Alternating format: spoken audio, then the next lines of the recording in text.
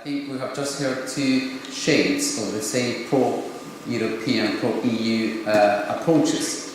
And it's good to see this, that democracy and the different views function so well in the European Parliament. So we have heard Lefteris talking about on behalf of his own political group, EPP group, and then Dimitris on behalf of the Socialist group.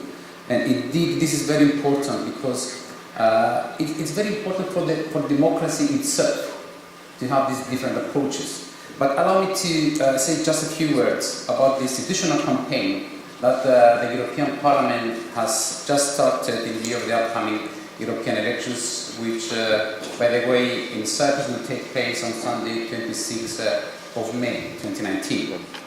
So, and we have heard during the day in different sessions and this is actually our starting point at the European Parliament when we embark on our institutional campaign. As Europeans, we face many challenges, from migration to climate change, from youth unemployment to data privacy. We live in an even more globalized, competitive world, and at the same time, the Brexit referendum has demonstrated that the European Union is not an irrevocable project. And of course, there is an alternative to the European Union.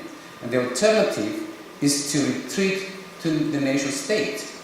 And this is the argument of all these populist and extreme right-wing parties across Europe. They want us to renationalize all common policies and retreat to the national state. And while most of us take democracy for granted, it also seems under increasing threat, both in principle and practice. And that's why we at the European Parliament have started building a community of supporters to help encourage a higher voter turnout at the upcoming European elections. Our goal is not to tell people, of course, who they should vote for. Our campaign is non-partisan. But our goal at the same time is to promote the act of voting itself, the act of engaging in the democratic process.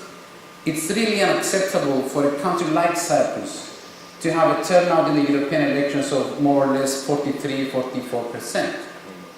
A country where traditionally turnout was reaching very high levels.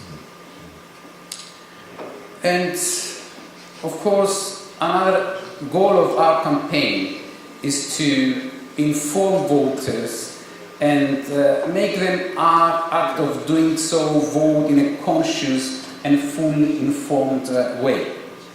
We want to harness the power of human interaction and build a community of supporters across Europe to rally behind the cause of voting and to stand up for the very idea of democracy.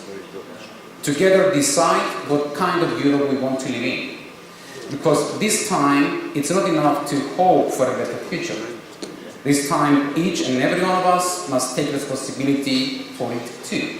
And this is why the slogan of our campaign is "This time of voting." Because when everybody votes, then everybody wins. And in your files, you can find this leaflet of our institutional campaign with a link this time of voting.eu, and I would like to call upon all of you to sign up because we need your support. All democratic forces in Europe right now need the support of the citizens. Thank you.